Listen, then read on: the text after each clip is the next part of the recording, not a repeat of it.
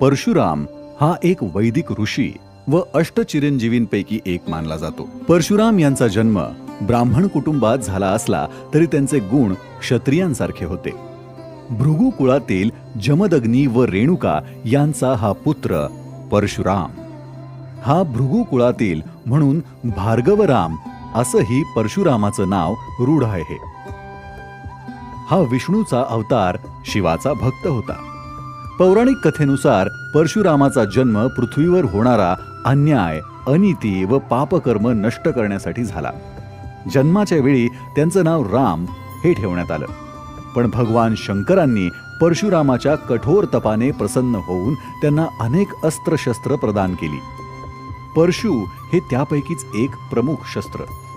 परशु म्हणजे कुऱ्हाड, ज्याने परशु धारण केला म्हणून त्यांचं नाव परशुराम पडलं. भगवान शिव यांनी परशुरामाला भ्रष्टाचार, दुर्वर्तन करणारे लोक, अतिरेकी, गर्विष्ठ यांच्यापासून पृथ्वीला मुक्त करण्याचा सल्ला दिला. नर्मदेच्या तीरावर जमदग्नींचा आश्रम होता. तिथे वैशाख शुद्ध तृतीयेच्या दिवशी म्हणजेच अक्षय तृतीयेच्या दिवशी परशुरामाचा जन्म झाला. ही तिथी परशुराम जयंती म्हणून समजली जाते. परशुरामाने पित्याकडून वेदविद्येचं ज्ञान मिळवलं. त्यानंतर गंधमादन पर्वतावर जाऊन त्याने तप केलं व शिवाला प्रसन्न करून घेतलं. शिवाने त्याला शस्त्रास्त्र विद्या शिकवली व परशु दिला. परशुराम धनुर्विद्येतही निष्णात होता. परशुरामाने कर्ण व अर्जुन यांनाही धनुर्विद्या शिकवली. तसेच द्रोणाचार्यांनाही धनुर्विद्या शिकवली. नंतर द्रोणाचार्यांनी ती पुढे कर्ण व अर्जुन यांना शिकवली असा उल्लेख महाभारतातील आदी पर्वात आहे. हैह वंशातील राजांचे भृगु हे पुरोहित होते, पण त्यांच्यात नंतर वैर निर्माण झाले. एकदा हैह कुळातील कार्तवीर्याने वशिष्ठांचा आश्रम जाळला, तेव्हा वशिष्ठाने त्याला शाप दिला की भार्गव कुलोत्पन्न परशुराम तुझा वध करील. हे ऐकल्यावर कार्तवीर्याचे वैर अधिकच तीव्र झाले. तो जमदग्नींच्या आश्रमात गेला व त्यांची सुरभी ही कामधेनू गाय त्यांनी पळवली. त्यामुळे रागावून परशुरामाने कार्तवीर्याबरोबर युद्ध केलं व त्याला ठार मारलं. जमदग्नींना मात्र ही गोष्ट पटली नाही. एका ब्राह्मणाने शस्त्र हातात घेऊन राजाशी युद्ध करून त्याला मारणं चुकीचं आहे असं त्यांनी परशुरामाला सांगितलं व प्रायश्चित्त घेण्याचा उपदेश दिला. परशुराम तपश्चर्येला गेले. परत आल्यावर त्यांना समजलं की राजाच्या मुलांनी सूड घेण्यासाठी जमदग्नींना मारून टाकलं आहे. तेव्हा पुन्हा परशुरामांनी युद्ध केलं व युद्धात सहभागी असलेल्या क्षत्रियांचा वध केला. कार्तवीर्याचा वध झाल्याचं समजताच त्याची मुलेही संतप्त झाली. परशुराम आश्रमात नाही हे पाहून त्यांनी वेळ साधली व जमदग्नींच्या आश्रमावर हल्ला केला. त्यांना ठार मारलं. पितृवधाची दुःखकारक बातमी समजताच परशुराम तेथे आला. दुःखी मनाने परशुरामांनी सर्व पृथ्वी निक्षत्रिय करीन अशी प्रतिज्ञा केली. हैह वंशाचे राज्य नर्मदेपासून हिमालयापर्यंत होते. त्यांनी भृगूंचा म्हणजे पर्यायाने ब्राह्मणांचा द्वेष केला. परशुरामाने आपल्या पराक्रमाने हैह कुळाचा समूळ नाश केला. परशुरामाने 12,000 राजांचा संहार केला असा उल्लेख आढळतो. परशुरामाने 21 वेळा पृथ्वी निक्षत्रिय केली. पृथ्वी निक्षत्रिय केली याचा अर्थ पृथ्वीवर माजलेल्या अहंकारी व अधर्मिक क्षत्रियांचा निःपात केला. सहस्त्रो क्षत्रिय व लक्षावधी सैन्य यांच्याशी एकट्याने लढण्याचं अपूर्व सामर्थ्य परशुरामात होतं. प्रजेचा छळ करून संपूर्ण पृथ्वीवर उपद्रव माजविणाऱ्या क्षत्रियांची संख्या सहस्त्रोनी होती. भगवान परशुराम हा नरदेह धारण केलेला साक्षात नारायण होता. शंकराचा निस्सीम भक्त होता. परशुराम न्यायाची देवता म्हणून ओळखला जात असे. जिथे क्षत्रिय आपल्या कर्तव्याला जागत नसतील, अन्याय करत असतील, त्यांच्याशी परशुरामाने लढाई केली. प्राचीन काळी वर्णव्यवस्था पाळली जात असे.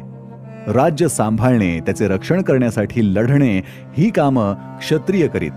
देवाची पूजा अर्चा, यज्ञ आदी विधिशास्त्रांचा अभ्यास व प्रसार, राज्यकर्त्यांना मार्गदर्शन, राजपुत्रांचे प्रशिक्षण अशी कामं ब्राह्मण करीत.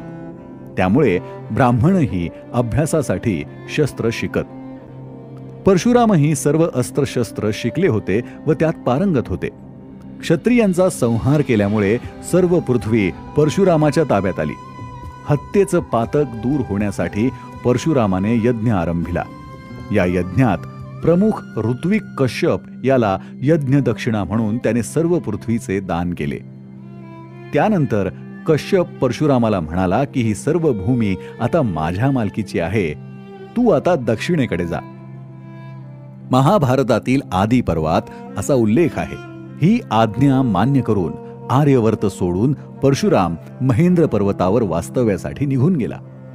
कश्यपाने काही क्षत्रिय राजवंशांचा शोध घेऊन आर्यवर्तात पुन्हा राज्य निर्माण केली व विस्कळीत झालेली समाज घडी पुन्हा नीट बसवली.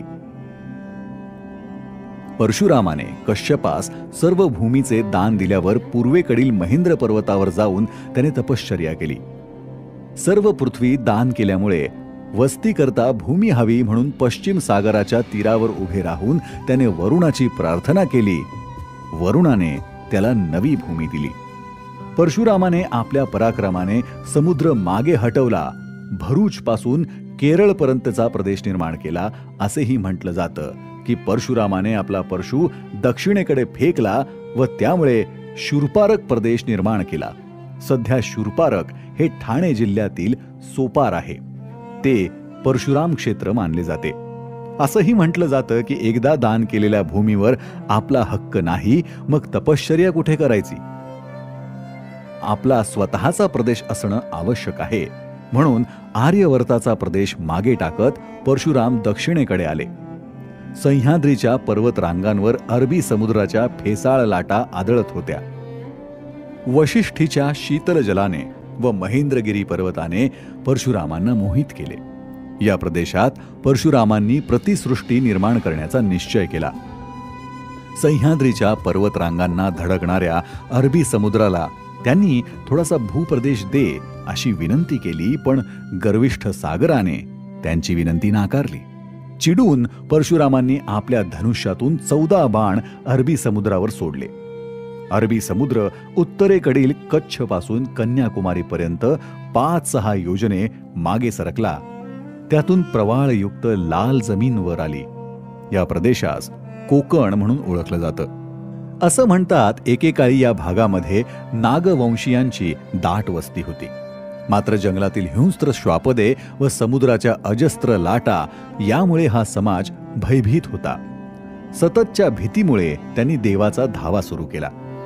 त्यांची हाक ऐकून भगवान परशुरामांनी त्यांना अभय दिलं आणि त्यांच्यासाठी कायम इथेच वास्तव्य केलं, असं कॉफोर्ड नावाच्या एका ब्रिटिश गव्हर्नरने आपल्या लेजंड्स ऑफ कोकण या पुस्तकात नमूद केलं आहे.